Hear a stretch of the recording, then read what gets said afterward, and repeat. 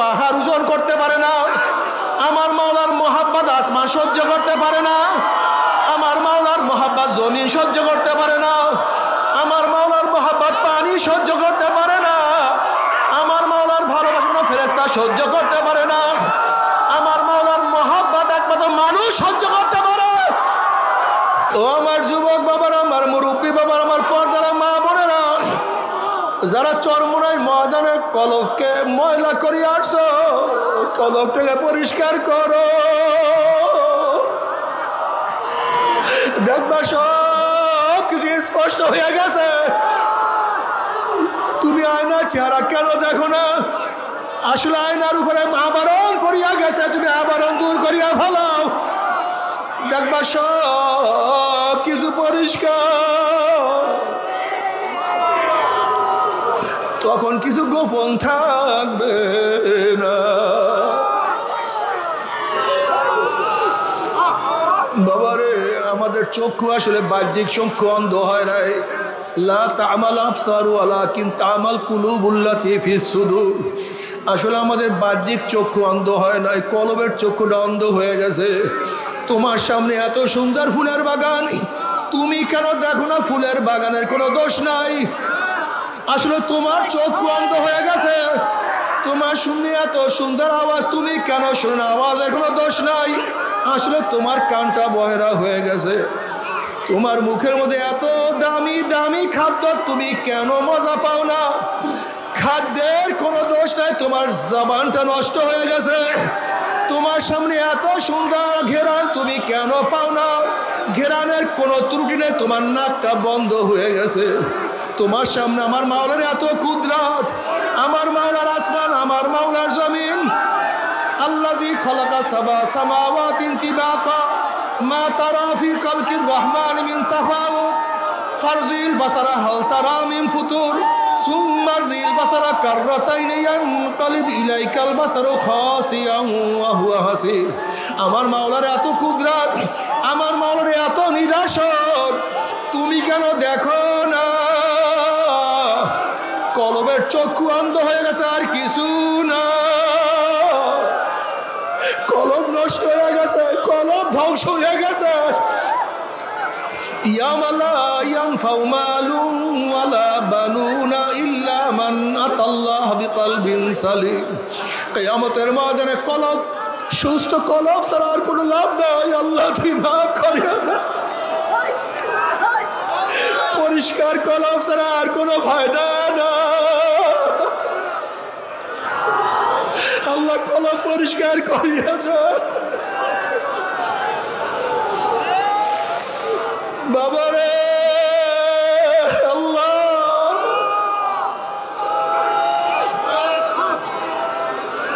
কলব পরিষ্কার না করিয়া ডাক দিও না আল্লাহ। ইল্লা মান আতাল্লাহ বিকলবিন সালিম, ইল্লা মান আতাল্লাহ বিকলবিন সালিম।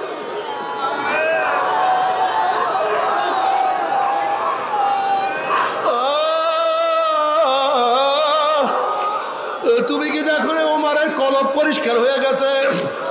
ওমর আওয়াজ দেয় মদিনায়, আওয়াজ পুষিয়া যায় পারস্যের মধ্যে। ওরে বেলাল হাটে জমিনের মধ্যে, পার আওয়াজ আরশের মধ্যে।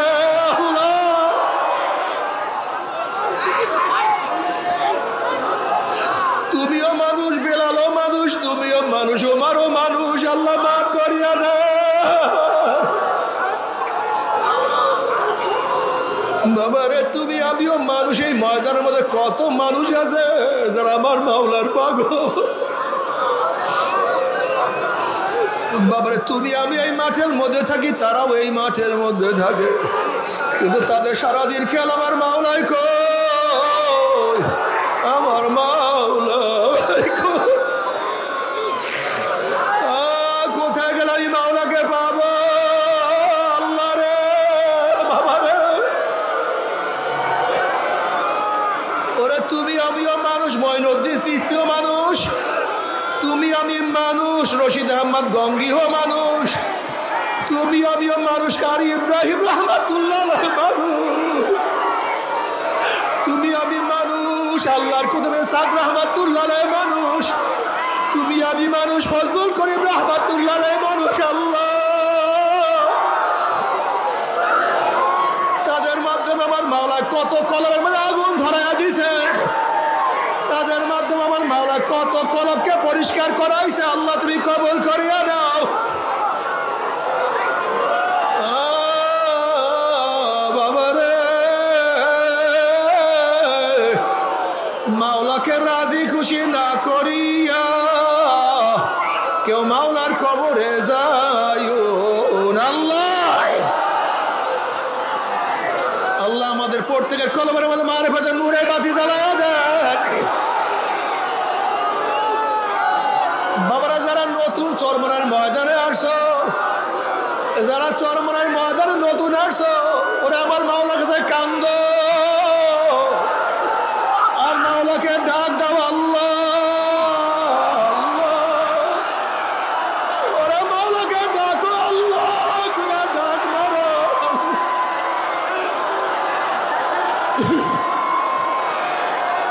আল্লাহ রে তুমি ছাড়া উপায় দেখি না।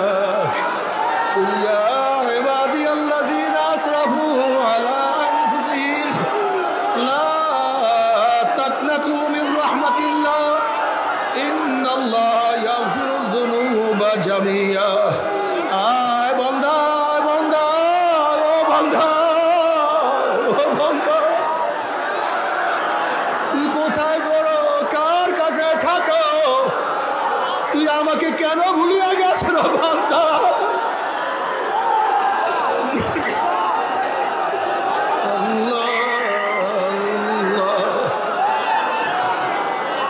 ও বান্দা আমি তোকে বানাইছি আমার পরিচয় পাওয়ার জন্য। ও বান্দা আমি তোকে বানাইছি আমার মোহাব্বত পাওয়ার জন্য। ও বান্দা আমি তোকে বানাইছি আমার ভালোবাসার জন্য। বান্দা আমি তোকে মোহাব্বত করি, তুই আমাকে ভালোবাসবি। বান্দা রে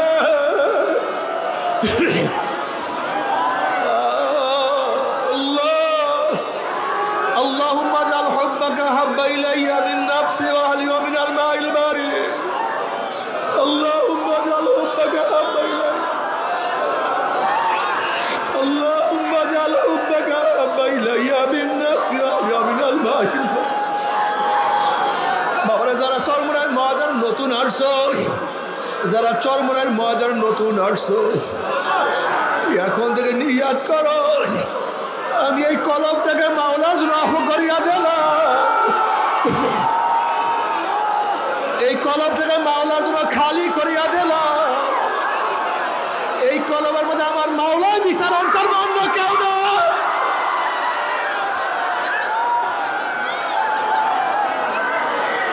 এই কলম আমার মাওলার জন্য, এই দেল আমার মাওলার জন্য।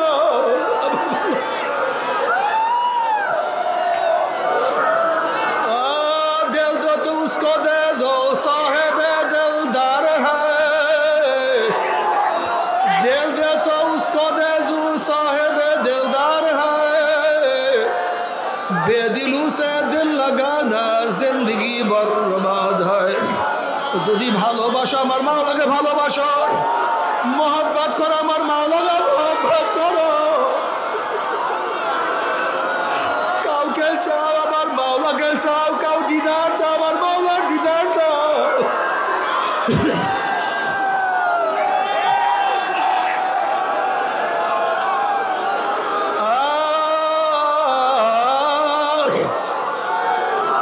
কিয়ামতের মাঝে আমার মাওলার অবস্থাটা কেমন হবে? আমার মাওলা কালামে পাকের মধ্যে ফরমান, ইয়াউমা লা ইউযিল্লাহুন নাবিয়্যা ওয়াল্লাযীনা আমানু মা নূরুহুম ইয়াসআ বাইনা আইদিহিম ওয়া বিআইমানিহিম ইয়াকুলুনা রাব্বানা আতমিম লানা নূরানা ওয়াগফির লানা ইন্নাকা আলা কুল্লি শাইইন কাদির। কত মানুষ এখানে আসছিল, কিন্তু আমরা জানাজা দিয়ে তাদেরকে চিরতরে বিদায় দিয়ে দিছি।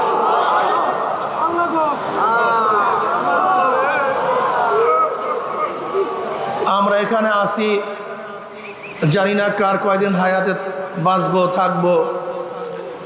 অনেক মানুষ আসছে হসপিটালে অসুস্থ, মাহফিলে বুঝতেও পারে নাই। আল্লাহ পাক রব্বুল আলামিন আপনাকে আমাকে এখন হায়াতে রেখে সুস্থ রেখে এই মাহফিলে বসার তৌফিক দান করছেন। শুকরিয়া দান সবাই বলে আলহামদুলিল্লাহ।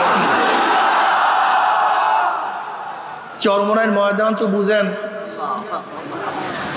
যারা প্রথম থেকে এই পর্যন্ত আসেন নিশ্চয়ই তারা বুঝতে পারছেন চরমনাই ময়দান কি। চরমনাই ময়দান দুনিয়ার কোনো উদ্দেশ্যে সাজানো হয় নাই। এখানে দুনিয়ার কোনো উদ্দেশ্য নেই। এই ময়দান যারা সাজিয়েছেন আমার দাদাজান রহমতুল্লাহ আলাই, আব্বাজান রহমতুল্লাহ আলাই, তারা শুধুমাত্র আল্লাহকে পাওয়ার জন্যই, আল্লাহর সাথে মিলিয়ে দেওয়ার জন্য জীবনভর চেষ্টা করেছেন। আর এখানে যখন বয়ান যারা করে আপনারা শুনছেন নিশ্চিতভাবে, তারা সবাই একই উদ্দেশ্যে বয়ান করে, যেন মানুষ যেন আল্লাহমুখী হয়, মানুষ যেন মাওলাকে পায়। জনাবে মুহাম্মদ রাসূলুল্লাহ সাল্লাল্লাহু আলাইহি ওয়াসাল্লাম 23 বছরের জিন্দেগির উপরে পরিপূর্ণ আমল করতে পারে। চরমনাই ময়দান পরিপূর্ণ শরিয়াত ও আমল করার জন্য, পরিপূর্ণ শরিয়াত ও আমল করার জন্য এই ময়দান সাজানো হয়েছে। আল্লাহ পাক রব্বুল আলামিন কালামে পাকের মধ্যে ফরমান, সুম্মা জাআলনাকা আলা শরিয়াত মিনাল আমর ফাত্তাবি'হা ওয়ালা তাত্তাবি'হু আল্লাযীনা লা ইয়ালামুন। আপনাকে আমি যে শরিয়াতের প্রতিষ্ঠা করেছি, ফাত্তাবি'হা, আপনি সেই শরিয়াতের অনুসরণ করুন। ওয়ালা তাত্তাবি'হু আল্লাযীনা লা ইয়ালামুন, যারা খেয়াল খুশি অনুযায়ী কথা বলে মূর্খ, তাদের অনুসরণ অনুকরণ আপনি করবেন না। নবী আলাইহিস সালাতু ওয়াস সালামকে যে শরিয়াতে প্রতিষ্ঠা করেছেন, আল্লাহ পাক সেই শরিয়াতে চলার জন্য তাকে নির্দেশ করেন, সুম্মা জাআলনাকা আলা শরিয়াতি মিনাল আম মানে দিন, দিনের মধ্য থেকে, ধর্মের মধ্য থেকে আপনাকে যে শরিয়াতের প্রতিষ্ঠা করেছি, আপনি সেই শরিয়াতের অনুসরণ অনুকরণ করুন। ওয়ালা তাত্তাবি'হু আল্লাযীনা লা ইয়ালামুন, যারা হাওয়াই নফস, মনের খেয়াল খুশি অনুযায়ী যা মনে চায় তাই বলে, যাদের ইলম নাই, জ্ঞান নাই, তাদের অনুসরণ অনুকরণ করতে আল্লাহ পাক কি করেছেন? নিষেধ করেছেন। শরিয়াত পালন করতে হবে। শরিয়াতের 3টা অংশ। কয়টা অংশ? সবাই বলেন। জাহিরি আমলের সাথে সম্পৃক্ত ইলমকে ইলমুল ফিকহ বলা হয়। নামাজের মাসালা, রোজার মাসালা, জাকাতের মাসালা, হজের মাসালা, লেনদেনের মাসালা, অর্থাৎ বাহ্যিক আমলের সাথে সম্পৃক্ত যে ইলম, সেই ইলমকে ইলমুল ফিকহ বলা হয়। যে ফিকহার ইলম শোনেন, মুফতি ইফতা পড়তেছে, জাহিরি যে আমলগুলি আছে, সেই আমলগুলি কিভাবে করতে হবে, কিভাবে সহি হবে, কতটুকু সহি হবে, কোনটা ফরজ, কোনটা ওয়াজিব, কোনটা সুন্নাত, কোনটা মুস্তাহাব, কথাটা বুঝাতে পারি নাই। নামাজে কি করলে ফরজ আদায় হবে, কতটুকু করলে ওয়াজিব আদায় হবে, কতটুকু করলে সুন্নাত আদায় হবে, কি না করলে নামাজ শেষ হয়ে যাবে, এইগুলি জানা হলো ইলমুল ফিকহ। এটা আপনাকে জানতে হবে। এটা জানার বাহিরে আপনাকে আমল করার কোনো সুযোগই নেই। আপনি আমল করতেই পারবেন না, জান্নাতে যাওয়ার কোনো সুযোগই আপনার নেই। এই যে ইমাম মালিক রহমতুল্লাহ আলাইহি ফরমান, মান তাফাক্কাহা ওয়া লাম ইয়াতাসাওওয়া ফাকাদ তাফাসসাকা ওয়া মান তাসাওওয়াফা ওয়া লাম ইয়াতাফাক্কাহা ফাকাদ তাযান্দাকা ওয়া মান জামা বাইনাহুমা ফাকাদ তাহাক্কাকা। যে ব্যক্তি শুধু ইলমে ফিকহ শিখলো কিন্তু ইলমে তাসাউফ শিখলো না, তাসাউফ শব্দ নিয়ে ইখতিলাফ আছে। এই তাসাউফ কফের থেকে আবিষ্কার, এটা কোরআন ও হাদিসের শব্দ কি শব্দ না? আমি ওই সমস্ত ভাইদেরকে বলবো, আমরা শব্দের পিছনে না দৌড়াই, শব্দের পিছনে না পড়ি, বরং মূল উদ্দেশ্যের পিছনে পড়লে আর কোনো সমস্যা থাকে না। যদি মনে করেন তাসাউফ শব্দ কোরআন ও হাদিসে নাই, এটা পরবর্তীতে আবিষ্কার হয়েছে, তা আকায়ের শব্দ তো পরবর্তীতে আবিষ্কার হয়েছে, কি কথা ঠিক না? আসলে তাসাউফ শব্দের অর্থ কি সেটা আমরা বলবো। তাসকিয়া শব্দের ব্যাপারে কোনো ইখতিলাফ নেই। তাসকিয়া, তাসকিয়া মানে কি? আত্মশুদ্ধি। এই ব্যাপারে তো কোনো ইখতিলাফ নেই। ভাষার মুরাদেব শব্দ ব্যবহার করতেই পারে, এটা হতেই পারে, এটা আশ্চর্য হওয়ার কিছু নেই। এক এক জায়গায় এক একটা শব্দ ব্যবহার করতেই পারে।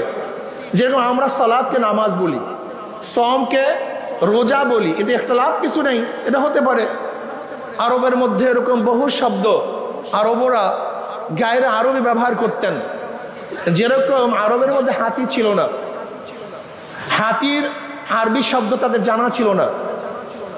হাতিকে ফার্সিতে বলে পিল, এটাকে মোয়াররাব করে কিছু ফিল, পিলের ফিল বানায় দিস, এরকম হতে পারে, এটা আশ্চর্য হওয়ার কিছু নাই। যাই হোক, ইমাম মালিক রহমতুল্লাহ আলাইহি বলেন, যেই ব্যক্তি ইলমে ফিকহ শিখলো, ইলমে তাসাউফ শিখলো, আসলে ফাসিক। সে কি? আমান তাসাওয়াফা ওয়া লাম ইয়াতাফাক্কা ফাকাদ তাযান্দাকা। আর যেই ব্যক্তি ইলমে তাসাউফ শিখলো, ইলমে ফিকহ শিখলো, আসলে বেঈমান, কাফের। আমান জামা বাইনাহুমা ফাকাদ তাহাক্কাকা। আর যে ব্যক্তি ইলমে ফিকহ, ইলমে তাসাউফ উভয় শিখলো, সে হলো মুহাক্কিক, সেই ঠিক। তা চরমোনাই ময়দানের মধ্যে অবশ্যই আপনাকে ইলমে ফিকহ, ইলমে তাসাউফ উভয় শিখতে হবে। কি কথা ঠিক না? বাহ্যিক ইলমের সাথে সম্পৃক্ত ইলমকে ইলমুল ফিকহ বলা হয়। বিশ্বাস, বিশ্বাসের সাথে সম্পৃক্ত ইলমকে ইলমুল আকায়েদ, ইলমুল কালাম বলা হয়। ইলমুল কালাম কেন বলা হয়? এটা তো আল্লাহ পাকের একটা সিফাত। যেহেতু গোটা দুনিয়ার মধ্যে প্রথম আকায়েদের মাসালা নিয়ে ইখতিলাফ শুরু হয়েছে ইলমুল কালাম, আল্লাহ পাকের কালাম সিফাত নিয়ে। আল্লাহ পাকের কালাম সিফাত, এটা হাদিস না কাদিম, বিশাল ইখতিলাফ, সেদিকে আমরা যাব না। যেহেতু আকায়েদের মাসালা প্রথম শুরু হয়েছে কালাম সিফাত নিয়ে, এর জন্য আকায়েদের কিতাবকে কি বলা হয়? ইলমুল কালাম বলা হয়। ইলমুল আকায়েদ, কি বিশ্বাস করলে ঈমান থাকবে, কি বিশ্বাস না করলে ঈমান যাবে, আল্লাহ পাকে কিভাবে বিশ্বাস করতে হবে, তার জাত এবং সিফাত কতটুকু বিশ্বাস করতে হবে। যদি কেউ আল্লাহকে বিশ্বাস করে, আল্লাহ পাকের সিফাতকে বিশ্বাস না করে, সে আর মোমেন থাকবে না। যেমন ধরে নেন, আল্লাহকে বিশ্বাস করে ইয়াহুদিরাও, আল্লাহকে বিশ্বাস করে খ্রিস্টানরাও, আল্লাহকে বিশ্বাস করে হিন্দুরাও, আল্লাহকে বিশ্বাস করে মুসলমানরাও। আল্লাহকে বিশ্বাস করার ব্যাপারে কোনো ইখতিলাফ নেই, এদের কার মধ্যে ইখতিলাফ নেই, মতনৈক্য নেই, সবাই মানে আল্লাহ আছে। কি কথা ঠিক না? কিন্তু পার্থক্যটা কোন জায়গায়? যেমন আল্লাহ পাকের এক সিফাত হলো তিনি এক, একক, তৌহিদ, এটা তার একটা সিফাত, মূল সিফাত। কিন্তু খ্রিস্টানরা আল্লাহকে মানে, কিন্তু তার তৌহিদ মানে না, আল্লাহ এক এইটা মানে না, বরং কি মনে করে যে আল্লাহ একজন আছে, আর তার স্ত্রী মারিয়াম তিনিও খোদা, আর তার ছেলে ঈসা সেও কি খোদা। জাত জাত হয়, কেলা গাছের থেকে কি হয়? বাঁশের থেকে, মানুষের থেকে, আল্লাহর থেকে যা হবে তাতে কি হবে?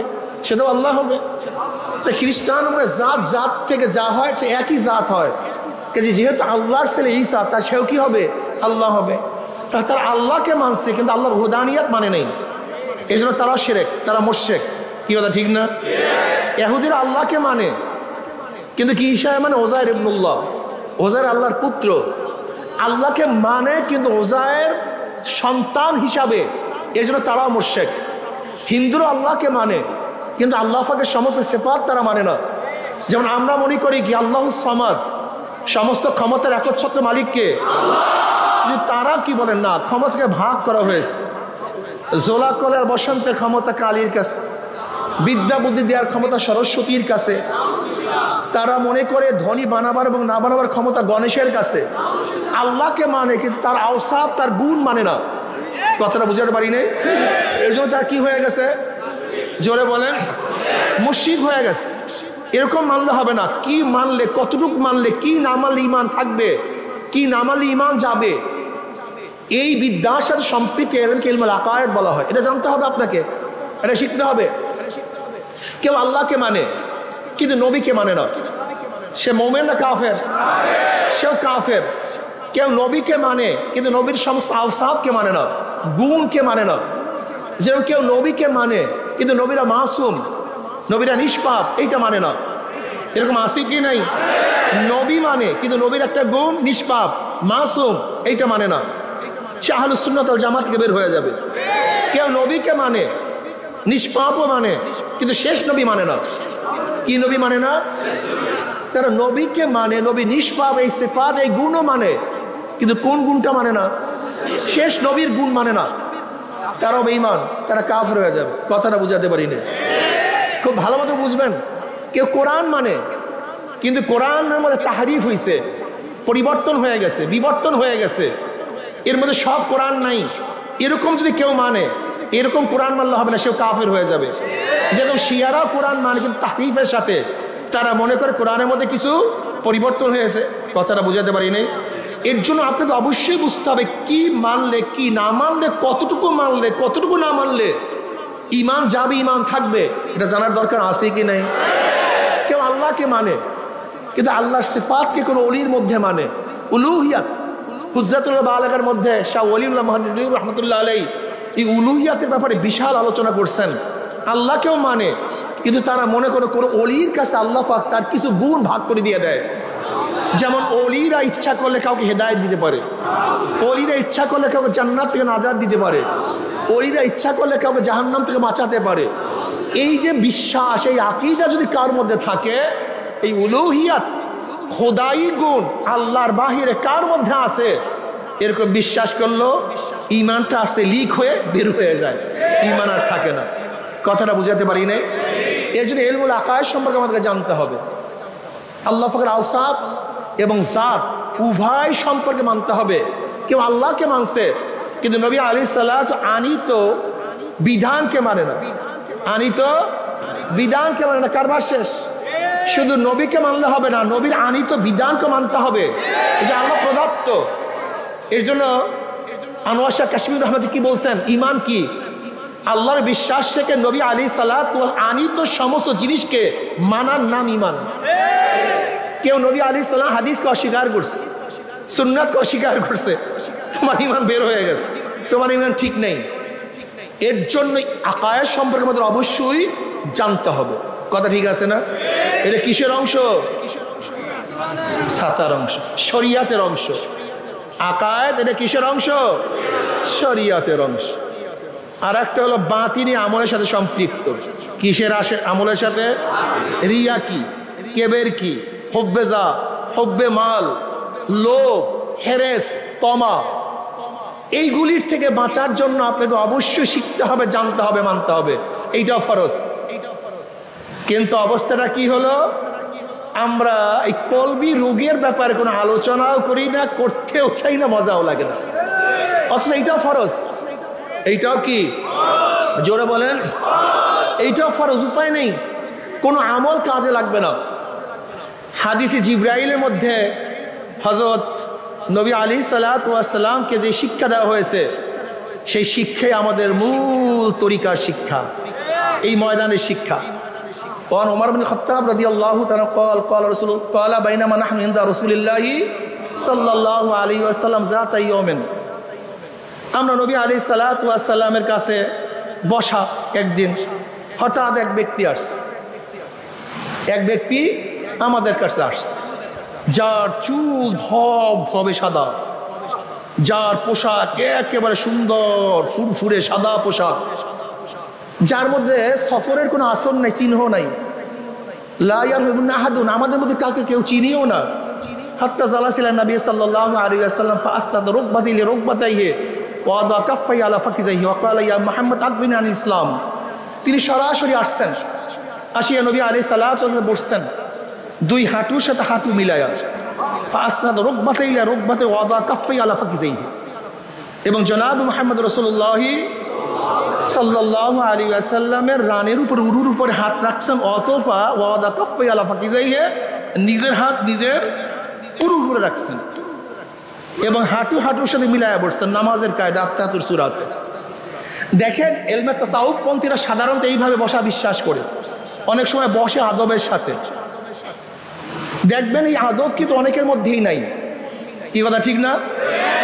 চরমোনায় তরিকাটা কি? আদব শিক্ষা দেওয়ার জায়গা, এখানে আদব শিখতে হবে। আদব সবচেয়ে দামি। জিবরিল আলাইহিস সালাতু ওয়াস সালাম কেন আসছেন?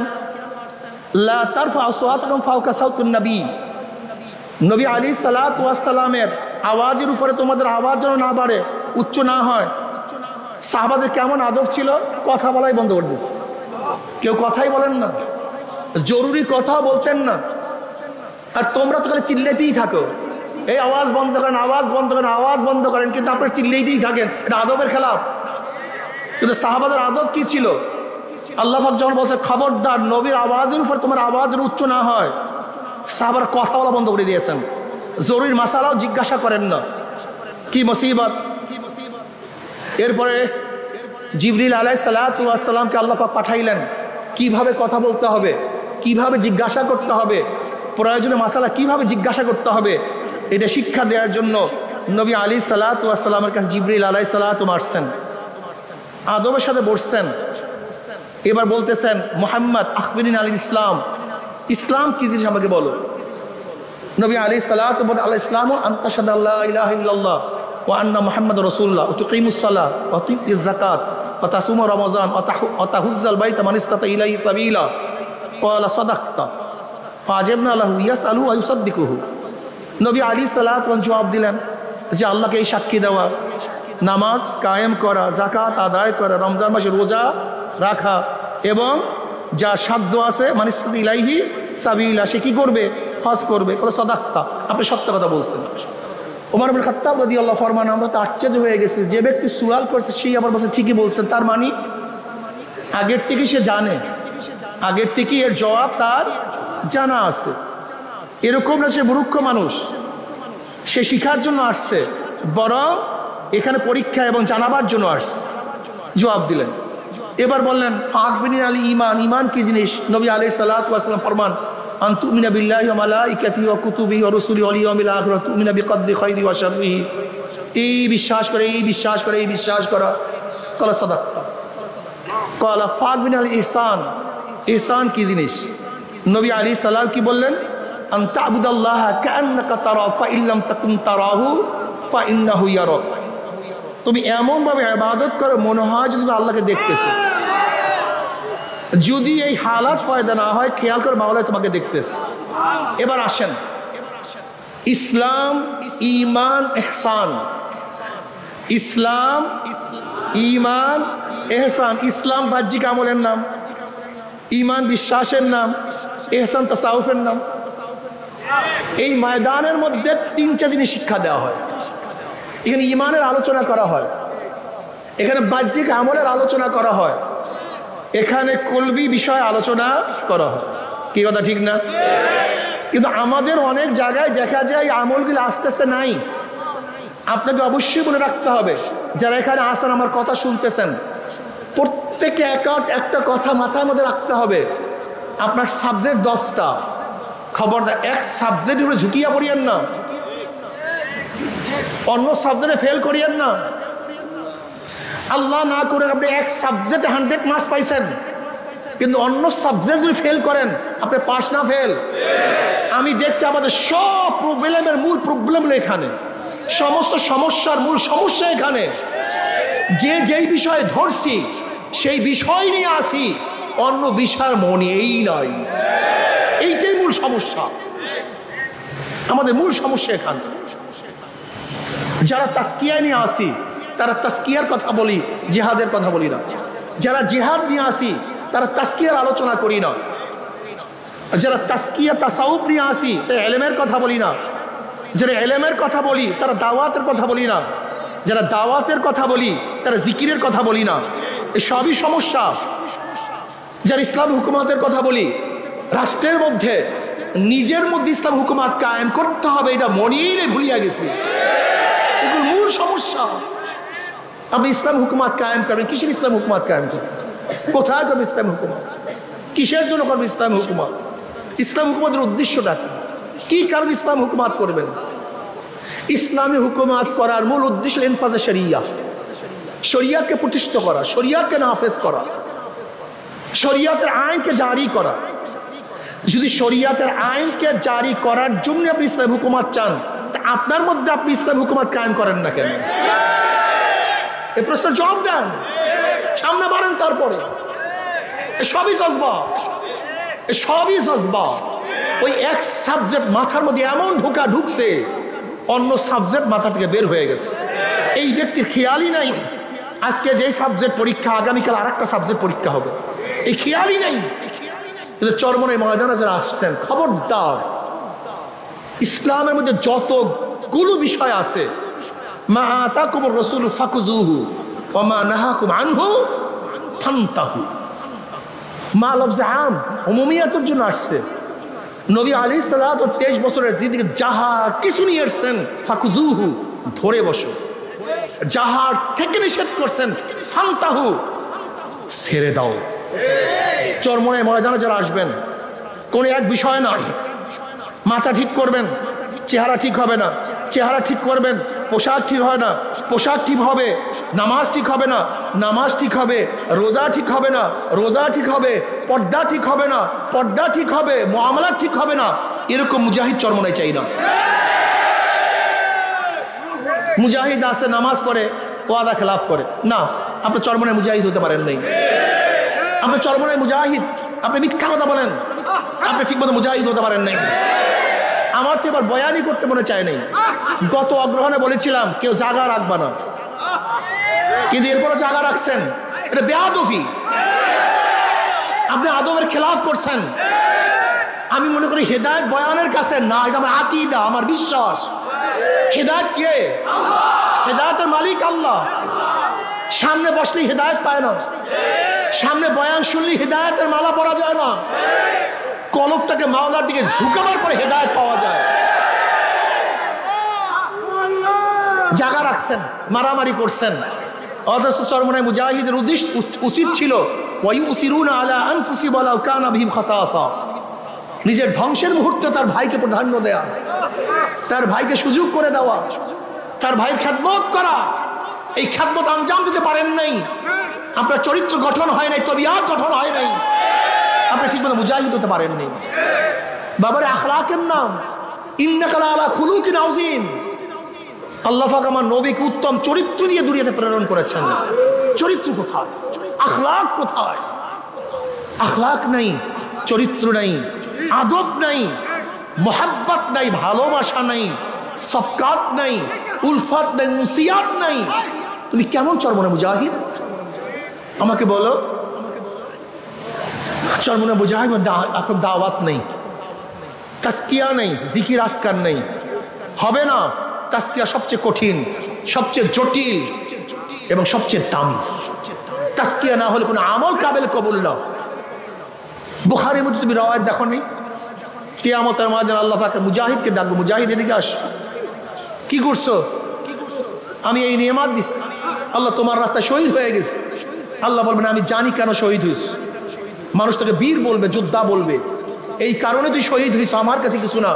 আল্লাহ পাক বলকে ধর, ওর হাত মধ্যে জাহান্নামের শিকার লাগা, উব্বুর কর, টানতে টানতে জাহান্নামে নিক্ষেপ কর।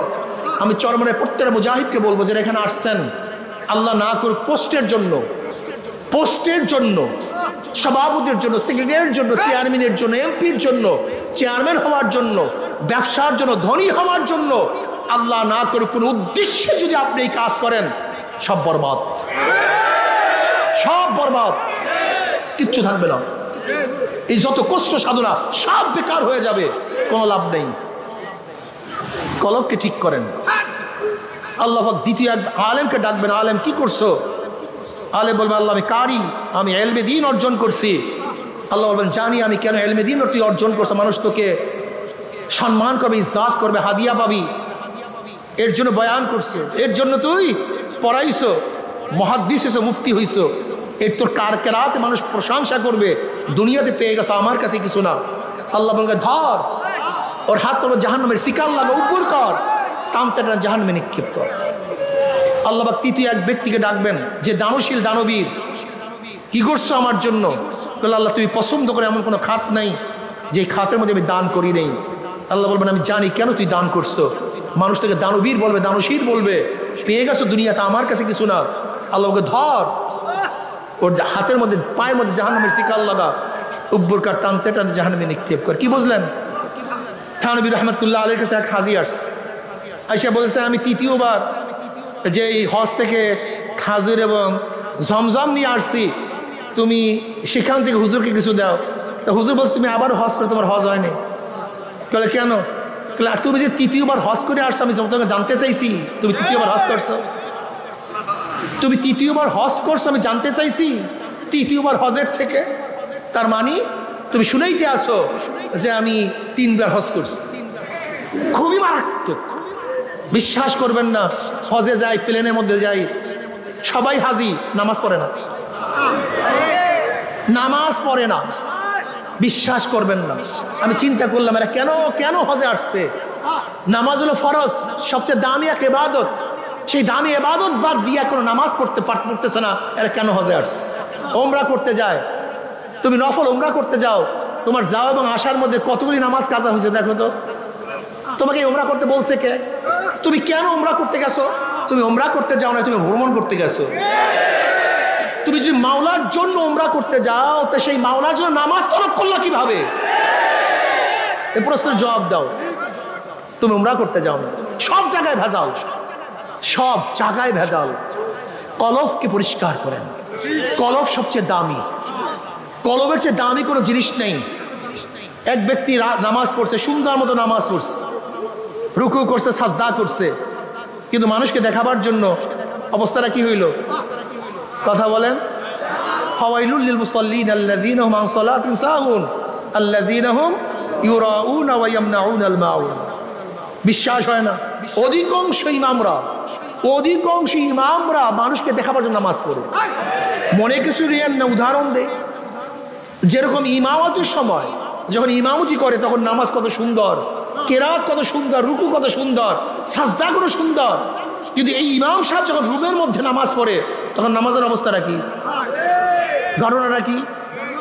তুমি ইমামতির সময় কার সামনে নামাজ পড়ছো, আর ওই রুমের মধ্যে কার সামনে নামাজ পড়ছো? তা নামাজ দুই পার্থক্য কেন? ঘটনাটা কি? নামাজের পার্থক্য কেন? তুমি কলবের খেয়াল নাও নাই দেখে তুমি বুঝোই না কোন জায়গায় প্যাঁচটা লাগছে। আসলে তোমার কলবের চিন্তাই নাই দেখে প্যাঁচটাই বুঝো নাই কোন জায়গায় লাগছে। তোমার খবরই নেই, কলবের কোনো খবর নেই। আসলে তোমার আমার কলবের চিন্তাও নেই, এর জন্য কলবের রোগ ধরা পড়ে না। অথচ সাহাবাদের অবস্থা রাখি। হানজালা রাদিয়াল্লাহু তাআলা আনহু একদিন বলতেছে হানজালা মুনাফিক হয়ে গেছে। মুসলিমদের রওয়ায়াতে হানজালা মুনাফিক হয়ে গেছে। হানজালা মুনাফিক হয়েছে। আবু বকর সিদ্দিক রাদিয়াল্লাহু সাথে দেখা, বলছে হানজালা মুনাফিক হয়ে গেছে। বলে কি বলে হানজালা মুনাফিক হয়ে গেছে? বলে হ্যাঁ, হানজালা মুনাফিক হয়ে গেছে। বলে তা আবার কেমন? বলে যখন নবী আলাইহিস সালাতু ওয়াস সামনে থাকি, আর নবী আলাইহিস সালাতু ওয়াস সালাম যখন জান্নাত জাহান্নামের বয়ান করেন, তখন মনে হয় যেন জান্নাত জাহান্নাম দেখতে আসি। কিসের বয়ান? জোরে বলেন। আর বর্তমানে ওলামায়ে কেরাম জান্নাত জাহান্নামের বয়ান করে না। অথচ হানজালা রাদিয়াল্লাহু ফরমান যখন নবী আলাইহিস সালাতু ওয়াস কিসের বয়ান করেন? তিনি বলছেন জান্নাত জাহান্নামের বয়ান, জান্নাত জাহান্নামের আলোচনা। আর ওলামায়ে কেরাম জান্নাত জাহান্নামের আলোচনা করে না। এর কারণটা কি? হ্যাঁ, আসলে সব জায়গায় তো আগুন লাগছে, রোগ তো সব জায়গায় ছড়িয়ে পড়ছে। যখন নবী আলাইহিস সালাতু ওয়াস সালাম সামনে থাকে তখন হালাতে এবং জান্নাত জাহান্নাম দেখি, কিন্তু যখন চলে আসি সংসারের মধ্যে লিপ্ত হয়ে যাই তখন সেই হালাত থাকে না। আবু বকর রাদিয়াল্লাহু আনহু, হ্যাঁ আমারও তো একই অবস্থা, আমিও তো একই অবস্থা, আমারও তো সেই একই হালাত। তাহলে আমিও তো মুনাফিক হয়ে গেছি। উভয় গেছে জনাবে মুহাম্মদ রাসূলুল্লাহ সাল্লাল্লাহু আলাইহি ওয়াসাল্লামের কাছে, ইয়া নবী আল্লাহ, হানজালা তো মুনাফিক হয়ে গেছে। বলে কি বলো, কিভাবে মুনাফিক হইছো? বলে ইয়া নবী আল্লাহ, আপনার দরবারে যখন থাকি আপনি জান্নাত জাহান্নামের আলোচনা করেন, মনে হয় জান্নাত জাহান্নাম দেখতেছি, এরকম ভাব মনে হয়। কিন্তু যখন আপনার থেকে চলে আসি এই হালাত আর ঠিক থাকে। আপনার দরবারে এক হালাত, আপনার বাহিরে, এইটা তো মুনাফিকের আলামত। দেখছেন কত পরিষ্কার রূহ, কলব কত পরিষ্কার, কত স্বচ্ছ, ধরা পড়ছে। নবী আলাইহিস সালাতু বলে তো মুনাফিক হও নাই। আমার দরবারে থাকলে, আমার কাছে থাকলে তোমাদের যে হালাত, এই হালাত যদি সবসময় থাকতো, তাই বিছানায় রাস্তায় ফেরেশতারা তোমাদের সাথে মুসাফা করতো। কিন্তু হানজালা এই অবস্থা, হানজালা এই অবস্থা, হানজালা এই অবস্থা। 3 বার বলেন এই অবস্থা সবসময় থাকা ঠিক না, থাকবেও না। পরিবর্তন হবে। যদি এই অবস্থা সব সময় থাকে তাহলে কেউ সংসার করতে পারবে না। দেখেন নিসবত শাহ আব্দুল আজিজ রহমতুল্লাহ আলাইহি, শাহ আব্দুল আজিজ মুহাদ্দিস দেহলভী রহমতুল্লাহ আলাইহি বলেন নিসবত 4 প্রকার: ইনহিকাসি, ইলকাই, ইসলাহি, ইত্তেহাদি। এই নিসবত তোমার মধ্যে আমার মধ্যে থাকতে হবে। ইনহিকাসি নিসবত, শায়েখ তার জিকির আজগার শগলের মাধ্যমে মুরিদদের মধ্যে এক হালাত তৈয়ার করবে। যতক্ষণ পর্যন্ত শায়েকের দরবারে থাকবে ততক্ষণ মধ্যে হালাত থাকবে, কিন্তু যখন শায়েক চলে যাবে তখন হালাতও নষ্ট হয়ে যাবে। উদাহরণস্বরূপ যেরকম এক ব্যক্তি আতর নিয়ে আতর মেখে মজলিসের মধ্যে আসছে, সবাই আতরের ঘ্রাণে মুগ্ধ হয়ে গেছে, কিন্তু ঘ্রাণ কতক্ষণ পাবে? যতক্ষণ ব্যক্তি ওই মজলিসে থাকবে, যখন চলে যাবে ঘ্রাণ নষ্ট হয়ে যাবে, ঘ্রাণ আর থাকবে না। এনে কাশি দুর্বল নিসবত, কিন্তু ফায়দা থেকে খালি না। এই জন্য দেখবেন যখন চরমনাই ময়দানে থাকি, আল্লাহদের কাছে থাকি, আল্লাহদের মজলিসে থাকি, তখন কলবের হালাত কেমন থাকে, কিন্তু যখন মজলিস থেকে চলে যায় তখন কলবের হালাত এরকম থাকে না, যেহেতু দুর্বল নিসবত। এরপর নিসবতের নাম নিসবত ইলকাই। ইনকাসি, ইলকাই আরেকটু মজবুত। যেমন এক ব্যক্তি আগের থেকে জিকির আজকার, মুশাহাদা, মুরাকাবার মাধ্যমে তার কলবকে তৈয়ার করছে, কিন্তু তার কাছে কোনো আলো ছিল না। যার কাছে আলো আছে তার কাছে গিয়ে তার থেকে আলো নিয়ে আসছে, এখন আলোতে আলোকৃত হয়ে গেছে, কথা ঠিক না? কিন্তু আগের থেকে তৈয়ার ছিল। ঠিক তদ্রূপ যার কলবের মধ্যে আগের থেকে এলমে মারফাত, এলমে নূর ছিল, তার সংস্পর্শে যাওয়ার কারণে, এক কলবের সাথে আর এক কলবের লাগার কারণে তার মধ্যে ফারাত করে আগুন জ্বলিয়ে গেছে। যেরকম এক ব্যক্তি আগের থেকে বাতি, কফি, নাশা সবকিছু, তৈল সবকিছু জোগাড় করছে, কিন্তু আগুন ছিল না। যার কাছে আগুন ছিল তার কাছে গেছে, এখন সে একটা খোসা দিয়ে আগুন লাগাই দিচ্ছে। এখন তার কাজটা কি? যেন বাতাসের ঝাপটায় আগুন নিভে না যায়, তৈল ফুরিয়ে না যায়।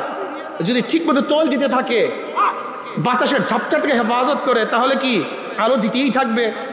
ঠিক যখন কোনো শায়েকের দরবারে গিয়ে, শায়েকের নিসবতে গিয়ে তার সেই কলবের মধ্যে এলমে মারিফাতের আগুন জ্বালায়া দেয়, তখন তার মধ্যে আলো জ্বলতে থাকে, নিসবত পয়দা হতে থাকে। কিন্তু এখন কাজ হলো গুনার ঝাপটায় যেন সেই মহাব্বত, সেই নিসবত নষ্ট না হয়। তার সবসময় সতর্ক থাকতে হবে, গুনার থেকে বাঁচতে হবে। এরপর নিসবত, নিসবত ইসলাহি, এটা আরো গভীর এবং আরো শক্তিশালী নিসবত। যেরকম এক ব্যক্তি কুয়া করছে, এই কুয়ার সাথে একটা ড্রেন করছে, ড্রেন নদীর সাথে লাইন লাগাই দিছে। এখন অবস্থাটা কি? সব সময় নদীর থেকে পানি আসতেই থাকবে। সামান্য কোনো ছোট্ট ছোট্ট চাকায় সেই পানি বন্ধ হবে না, কিন্তু ভারী চাকা যদি পড়ে যায় তখন আর পানি আসবে না। ঠিক তদ্রূপ এক ব্যক্তি জিকির আজকার, মুরাকাবা, মুশাহাদার মাধ্যমে সে একটা কুয়া খনন করছে, কলবকে তৈয়ার করছে। যে শায়েকের মধ্যে ইলমে মারিফাত আছে, তার কলবের সাথে যখন নিসবত পয়দা হয়ে গেছে, এখন সব সময় সেখান থেকে তার মধ্যে একটা লুজ্জাত, একটা মজা, একটা স্বাদ, একটা মারিফাত আসতে থাকবে। কিন্তু যদি বড় চাকা হারাম কবিরা গুনার মধ্যে পড়িয়া যায়, তখন বড় চাকায় সেই নূর বন্ধ হয়ে যাবে। আর একটা নিসবত, নিসবত ইত্তেহাদি, এক হয়ে যাওয়া। শায়েক এবং সালেকের মেজাজ, মন সব কি হয়ে যাওয়া? এক হয়ে যাওয়া। যেরকম আবু বকর সিদ্দিক রাদিয়াল্লাহু তাআলা আনহু এবং নবী আলাইহিস সালাতু ওয়াস সালামের মধ্যে নিসবত ছিল নিসবত ইত্তেহাদি। তার মত এবং আবু বকর রাদিয়াল্লাহু মত সম্পূর্ণ এক। যেরকম বদরের ময়দানে যারা বন্দী হয়েছে তাদের ব্যাপারে কি ফয়সালা হবে, এক এক সাহাবী এক এক মত দিছে, কিন্তু জনাব মুহাম্মদ রাসূলুল্লাহ সাল্লাল্লাহু আলাইহি ওয়াসাল্লাম যে মত ছিল, আবু বকর রাদিয়াল্লাহু মত হুবহু এক, কিন্তু এক জায়গায় ছিলেন না। হুদায়বিয়া সন্ধির সময় সমস্ত সাহাবারা এক মত পেশ করছে, কিন্তু আবু বকর সিদ্দিক রাদিয়াল্লাহু ভিন্ন খিবার মধ্যে ছিলেন, কিন্তু তাও তিনিও সোলার কথা বলছেন। নবী আলাইহিস সালাতু ওয়াস সালাম কি কথা বলছেন? সোলার কথা বলছেন। নিসবত ইত্তেহাদি এক। শাহ ওয়ালিউল্লাহ মুহাদ্দিস দেহলভী রাহমাতুল্লাহ আলাইহি নিসবত ইত্তেহাদির একটা বয়ান করছেন, যে অনেকেই বুঝবেন না, খাস করে যারা আহলে জাহের, তাই বসেন, যারা আহলে জাহের, তারা এই নিসবত বোঝা খুবই কঠিন, খুবই কঠিন, এটা বোঝা খুবই কঠিন। তিনি শাহ আহমদ সেরহেন রহমতুল্লাহ আলাই, যিনি মুজাদ্দিদ আল ফিসান রহমতুল্লাহ আলাই, মুজাদ্দিদ আল ফিসান রহমতুল্লাহ নাম আহমদ সেরহেন, যা শায়েখ হলে বাকিবুল্লাহ রহমতুল্লাহ আলাই। এই বাকিবুল্লাহ রহমতুল্লাহ আলাই এক শাগরেদ ছিল নান ভাই তানম বাকিবুল্লাহ। হযরত বাকিবুল্লাহ রহমতুল্লাহ আলাই তার দরবারে একবার মেহমান আসছে, কিন্তু তার কাছে এরকম কোনো জিনিস ছিল না তাদেরকে মেহমানদারি করাবেন। খুব ব্যস্ত হয়ে গেছেন, কিভাবে মেহমানদারি করাবেন। এর মধ্যে নান ভাই তার শাগরেদ হজরতের চেহারা দেখে বুঝতে পারছেন যে হজরত খুব পেরেশান অবস্থায় আছে। নান ভাই টুকি ভরিয়া রুটি, হালুয়া, ভাজি, যা কিছু প্রয়োজন সব কিছু ভরপুর নিয়ে আস। নান ভাই যখন মেহমানদারি করালেন, হুজুর খুবই খুশি হইস। খুশি হওয়ার পরে বলতেছেন, তুমি আমার কাছে কি চাও? কাল হুজুর আপনার মতো হইতে চাই। কাল অন্য কিছু চাও? কাল না হুজুর আপনার মতো হইতে চাই। কাল না অন্য কিছু চাও? কাল না হুজুর আপনার মতো হইতে চাই। কাল সহ্য করতে পারবে না, না হুজুর আপনার মতো হইতে চাই। এরবার হজরত তাকে রুমের মধ্যে নিয়ে তাওয়াজ্জু দিয়েছেন। তাওয়াজ্জু দেওয়ার পর অবস্থাটা কি হয়েছে, নান ভাই এবং বাকিবুল্লাহ রহমতুল্লাহ আলী একই সাথে হুজরাত থেকে বের হয়েছে, প্রায় চেহারা সমান হয়ে গেছে। কিন্তু পার্থক্যটা কি ছিল? নান ভাই হুশে ছিল না, আর বাকিবুল্লাহ রহমত হুশে ছিলেন। এইটার তাহকিক করছেন ফাখাজানি ফাগাত্তারি ফারসালানি হাত্তা বালাগা বিন্নিল জুহদু। কেন ধরছেন, কেন চাপ দিয়েছেন? ফারসালানি, আমাকে ছেড়ে দিয়েছেন। নবী আলাইহিস সালাতু ওয়াস সালাম, জিবরাইল আলাইহিস সালাতু ওয়াস সালাম ধরছেন, চাপ দিছেন, বলেন ইকরা। কাল মা নবী কারিয়ান, আমি তো পড়তে পারি না। ফাখাজানি ফাগাত্তানি হাত্তা বালাগা মিন্নিল জুহদু, আমার মধ্যে মানে কষ্ট উছিয়া গেছে, জন্মের ঢুকছে। এরপরে আর কষ্ট সহ্য করার মতো ক্ষমতা আমার মধ্যে ছিল না। ফারসালান, আমাকে ছেড়ে দিয়েছেন। এবার বলেন ইকরা। আমি বলে মা নবী কারিয়ান, আমি তো পড়তে পারি না। আবারও ধরছেন, আবারও চাপ দিছেন, বলেন ইকরা। তাহলে আমি তো পড়তে পারি না। আবারও ধরছেন, আবারও চাপ দিছেন, তাহলে আমি তো পড়তে পারি না।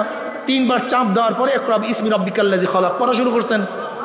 এই যে চাপ দিছেন, এটার নাম কি? তাওয়াজ্জু। এইটার নাম কি? তা তিনবার দিলেন কেন? যদি জিবরাইল আলাইহিস সালাতু ওয়াস সালাম একই সাথে তাওয়াজ্জু দিতেন, তাহলে হয়তো বা হিতে বিপরীত হতে পারত। আস্তে আস্তে আস্তে আস্তে তরবিয়া দিয়েছেন। ঠিক যার মধ্যে লোড নেওয়ার ক্ষমতা নাই, একসাথে যদি তাকে লোড দেওয়া হয়, যেমন এক ব্যক্তি দেখেন 24টা 25টা 30টা ইট টানতে পারে, কিন্তু নতুন কোনো ব্যক্তির উপরে যদি এরকম ইট চাপিয়ে দেওয়া হয়, অবস্থাটা কি হবে? কিন্তু অভ্যাস যদি করে, কথা বলেন না কেন? এই অনেকেই মনে করেন যে অনেকের মধ্যে হালাত হয়, আমার মধ্যে কেন হালাত হয় না, সাহাবাদের মধ্যে কেন হালাত হয় না, নবী আলাইহিস সালাতু ওয়াস সালাম হালাত হয় না। আসলে সবাই ভুল করতেছেন। হালাত হয় না এটা কি বলছে আপনাকে? আপনার তো আসলে খবরই নেই। যখন ফাতরাতে ওহী হয়েছে, ওহী বন্ধ হয়ে গেছে, নবী আলাইহিস কি করছেন? বারবার পাহাড়ে উঠছেন, বারবার নিজেকে হালাক করার জন্য চেষ্টা করছেন। যখন হালাক করবেন, জিবরিল কি বলছেন? খবরদার, আপনি সত্য নবী, আপনি সত্য নবী। এটা বুখারীর মধ্যে রাওয়ায়াত আছে। হালাত পয়দা হয়নি। নবী আলাইহিস সালাত যখন দুনিয়া থেকে বিদায় হয়ে গেছেন, নবী আলাইহিস সালাত দুনিয়া থেকে বিদায় হয়ে গেছেন, ওমর রাদিয়াল্লাহু হালাত কি ছিল? উমারের মতো বুঝদার লোক, নবী আলাইহিস সালাত ফরমান বুখারীর মধ্যে রাওয়ায়াত আছে, উমার বলেও ঠিক বোঝেও ঠিক। উমার বলেও ঠিক, তো নবী আলাইহিস সালাত দুনিয়ার বিদায় এটা বোঝেন নাই তিনি? ঘটনাটা কি? বুখারীর মধ্যে রাওয়ায়াত আছে, উমার বোঝেও ঠিক বলেও ঠিক। তা নবী আলাইহিস সালাত দুনিয়াতে বিদায় হয়ে গেছেন, নাঙ্গা তলোয়ার নিয়ে ঘুরতেছে। যদি কোনো জায়গায় কেউ কথা বলে, তোমরা কি বলো, নবী কি মৃত্যুবরণ হইতে বলো নাকি? যদি নবী মৃত্যুবরণ করছে এই কথা বলো, তাহলে আমি তাকে কতল করে ফেলবো। নবী মৃত্যুবরণ করেন নাই, কোথায় গেছে? যেটা মুসা আলাইহিস সালাত তুর পাহাড়ে গেছেন, আবার ফিরে আসছেন। নবী আলাইহিস সালাত মাওলার দিদারে গেছেন, আবার ফিরে আসবেন। কে বলছে? যেমন তেমন মানুষ না, ওমরের মতো লোক। আমাকে বলুন, ওমরের মতো লোক যদি নাঙ্গা তলোয়ার নিয়ে ঘুরতে পারে, যে নবী ইন্তেকাল করেন নাই, এমনকি আবু বকর রাদিয়াল্লাহু তাআলা আসছেন, নবী আলাইহিস সালাতু ওয়াস সালামের ইয়ামানি চাদরের মধ্যে ঢাকা ছিল।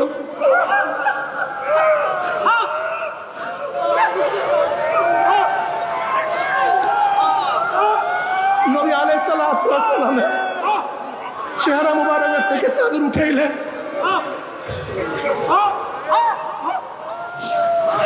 চেহারার মধ্যে চুম্বন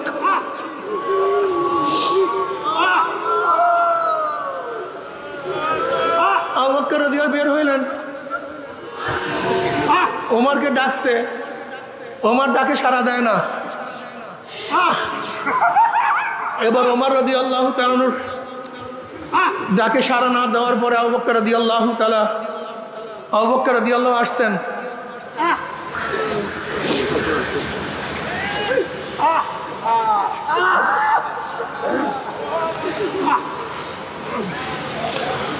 তোমরা যারা মুহাম্মদ সাল্লাল্লাহু আলাইহি ওয়াসাল্লাম ইবাদত করো,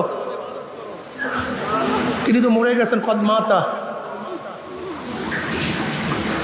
আর যারা আল্লাহ পাকের ইবাদত করো, সে তো জিন্দা, লা ইয়ামুত। ওমা মুহাম্মদ ইল্লা রাসূল কদ খালাত মিন ক্বাবলিহি রাসূল। এই আয়াত তেলাওয়াত করলেন, সাহাবারা বললেন, যখন ওমর হযরত আবু বকর রাদিয়াল্লাহু তাআলা আনহু এই আয়াত তেলাওয়াত করলেন, তখন আমরা সবাই ধারণা করলাম এইমাত্র আল্লাহ পাক এই আয়াত নাযিল করেছেন। এই আয়াত আমাদের কারোর মনে ছিল না।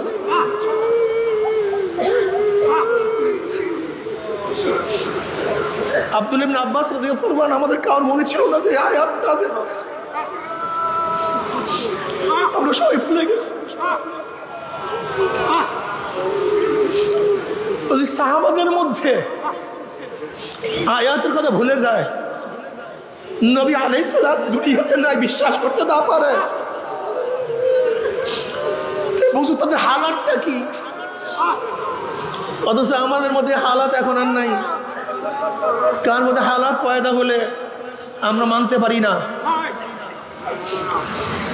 আসমার মধ্যে আবু বকর রাদিয়াল্লাহু তাআলা আনহুমার থেকে রওয়ায়াত আসছে, বুখারীর মধ্যে রওয়ায়াত। তুমি কি দেখো নাই, নবী আলাইহিস সালাতু ওয়াস সালাম খুতবা দেওয়ার জন্য দাঁড়াইলেন। নবী আলাইহিস সালাতু ওয়াস সালাম কবরের বয়ান শুরু করলেন। দাজ্জাল মুসলিমুনা দাজ্জাতান, দাজ্জাল মুসলিমুনা দাজ্জাতান। মুসলমানদের মধ্যে এরপর চিল্লাচিল্লি শুরু হয়ে গেছে, হায়বাস শুরু হয়ে গেছে, কান্নাকাটি শুরু হয়ে গেছে।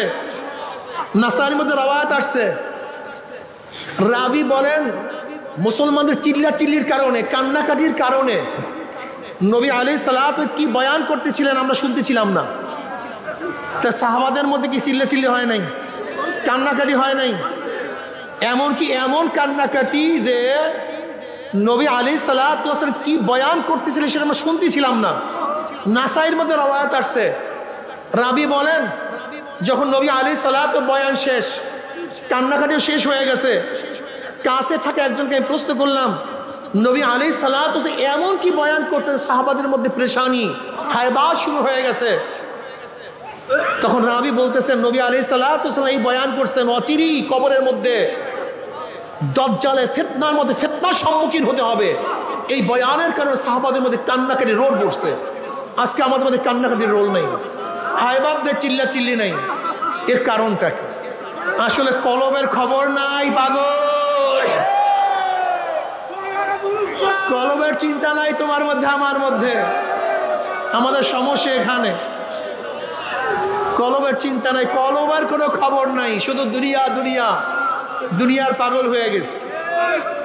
দেখো জনাব মুহাম্মদ রাসূলুল্লাহ সাল্লাল্লাহু আলাইহি ওয়াসাল্লামকে জিবরিল আলাইহিস সালাতু ওয়াস সালাম নতুন করে শিক্ষা দেওয়ার জন্য আসেন নাই। নবী আলাইহিস সালাতু ওয়াস সালাম তো কামেল ছিলেন। নবী তো তখন থেকে নবী যখন আদম আলাইহিস সালাতু ওয়াস সালাম মাটি এবং পানির মধ্যে ছিলেন। কিন্তু এখানে জিবরিল আলাইহিস কি করেছেন, যেহেতু নবী আলাইহিস সালাতু ওয়াস সালাম হেরার মধ্যে 6 মাস ইবাদতের মগ্ন থাকার কারণে ইবাদতের মধ্যে গালেব হয়ে গেছে, রিসালাতের চিন্তা তার থেকে অনেকটা চাপা পড়ে গেছে। এর জন্য জিবরিল আলাইহিস সালাতু ওয়াস সালাম তার উপরে রিসালাতের যে দায়িত্ব আছে সেটা জাগ্রত করার জন্য, সেটা কি করার জন্য? জাগ্রত করার জন্য চাপ মারছেন। যেরকম কোন সুন্দরী ব্যক্তি কোনোদিন আয়না দেখে নাই, কোনোদিন আয়না দেখে না, হঠাৎ যদি আয়না দেখে দেখে আমি এত সুন্দর, এত আকর্ষণীয় আমার চেহারা, আয়না কি নতুন চেহারা সৃষ্টি করছে না প্রকাশ করছে? জোরে বলেন। চেহারা তো আগের থেকেই ছিল, আয়না তার চেহারাকে প্রকাশ করছে, কথা ঠিক না? ঠিক আমাদের মধ্যে হাজারো গুণ আছে, হাজারো মালাকা আছে। আমি বিশ্বাস করছি আন্নাসু মাআদিনু কামাআদিনিজ যাহাবি ওয়াল ফিদ্দা খিয়ারুন ফিল জাহিলিয়্যাতি খিয়ারুন ফিল ইসলাম ইযা ফাকিহু। আমি বিশ্বাস করি এই মানুষগুলি, নবী আলাইহিস সালাতু কি বলেছেন, প্রত্যেকটা মানুষ স্বর্ণ এবং রূপার খনির মতো খনি। আন্নাসু মাআদিনু কামাআদিনিজ যাহাবি ওয়াল ফিদ্দা, এটা প্রত্যেক খনি। হাজারো স্বর্ণের টুকরা আজকে ময়লার মধ্যে, হাজারো স্বর্ণের টুকরা কাদার মধ্যে, হাজারো স্বর্ণের টুকরা আজকে নর্দমার মধ্যে। আমি বিশ্বাস করি আজকে যদি দিনের আলো দিয়ে, দিনের পানি দিয়ে, শরিয়াতের পানি দিয়ে সেই স্বর্ণের টুকরাগুলিকে আবার ধোয়া হয়, আবার চকমক চকমক করতে থাকবে। যে আবরণ পড়ছে কলিমার মধ্যে, এই আবরণটাকে দূর করা যায়। সব স্বর্ণের টুকরা, সব মানিক, সব হীরা, সব পান্না, সব কাঞ্চন, সব ইয়াকুত যদি ঠিক মতো কলমটাকে ধৌত করতে পারি, পরিষ্কার করতে পারি, দেখবা তুমি কত সুন্দর, তুমি কত সুন্দর, তুমি আশরাফুল মাখলুকাত, তুমি সমস্ত সৃষ্টির সেরা। তোমাকে মাওলা শুধু দুনিয়ার জন্য বানান নাই, টাকার জন্য বানান নাই, পয়সার জন্য বানান নাই। আমার মাওলা তোমাকে শুধু দুনিয়ার ঘরের জন্য বানান নাই, আমার মাওলা তোমাকে জমির জন্য বানান নাই, সরদারি করার জন্য আমার মাওলা তোমাকে বানান নাই। যদি কলবটাকে পরিষ্কার করতে পারো, তোকে দেখতে পারবা আমার মাওলা তোমার মধ্যে তার মোহাব্বত দেওয়ার জন্য সৃষ্টি করেছেন। এই মোহাব্বত অন্য কেউ ধারণ করতে পারে না। আমার মাওলার মোহাব্বত পাথর পাহাড় ওজন করতে পারে না। আমার মাওলার মোহাব্বত আসমান সহ্য করতে পারে না। আমার মাওলার মোহাব্বত জমিন সহ্য করতে পারে না। আমার মাওলার মোহাব্বত পানি সহ্য করতে পারে না। আমার মাওলার ভালোবাসা কোনো ফেরেশতা সহ্য করতে পারে না। আমার মাওলার মোহাব্বত একমাত্র মানুষ সহ্য করতে পারে।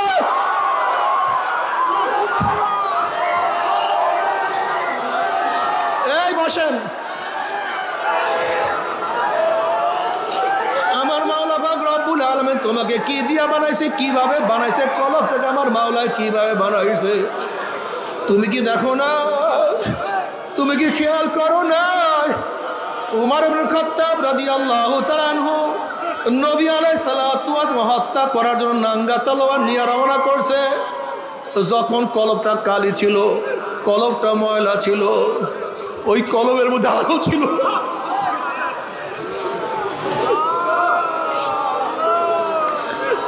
যখন কলবটা নর্দমার ময়লার মধ্যে ছিল, তখন ওই কলব আমার নবী কি ও চিনতে পারে নাই, আমার নবীর মর্যাদা বুঝতে পারে না।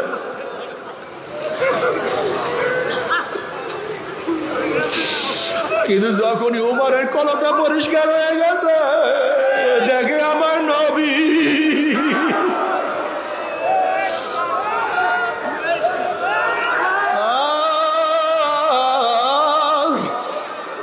নবী আলাইহিস সালাতু ওয়াস সালাম ফরমান লা ইউমিনু আহাদুকুম হাত্তা কুনা হাব্বা ইলাইহি মিন ওয়ালিদিহি ওয়া ওয়ালাদিহি ওয়ান নাসি আজমাইন।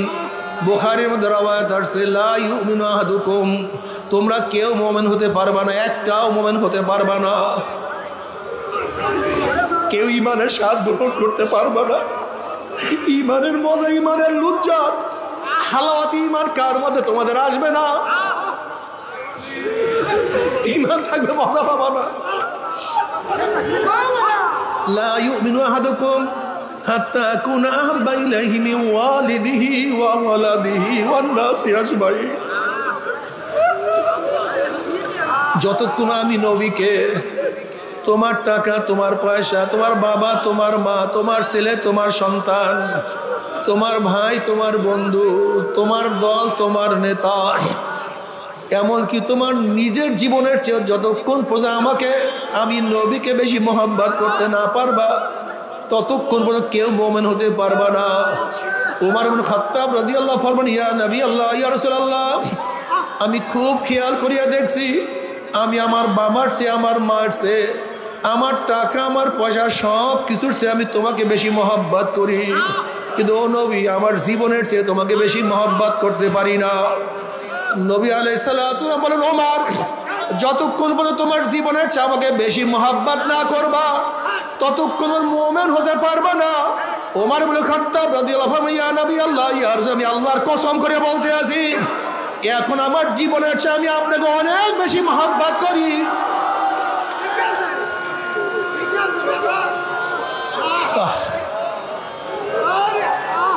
তুমি কি দেখো নাই আবু বকর সিদ্দিক রাদিয়াল্লাহু তাআলা আনহুর কাছে প্রশ্ন করেছে, তোমার কাছে দুনিয়ার মধ্যে সবচেয়ে কি বেশি প্রিয়? আবু বকর রাদিয়াল্লাহু বললেন, নবীজি, আপনার চেহারার দিকে তাকায়া থাকা আমার কাছে সবচেয়ে বেশি প্রিয়।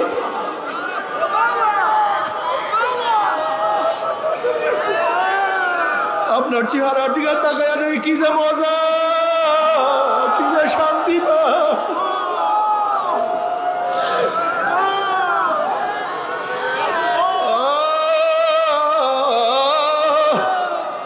তুমি কি দেখো নাই যখন কলবটা পরিষ্কার হয়ে গেছে, খুবাইব রাদিয়াল্লাহু তাআলা আনহুর অবস্থাটা কি? খুবাইব রাদিয়াল্লাহু তাআলা আনহুকে যখন বন্দী করা অবস্থায় রাখা হয়েছে, হারেসের মেয়ে বলতে আছে, এত উত্তম বন্দী আমি কোনোদিন দেখি নাই। খুবাইবকে বন্ধ করছে।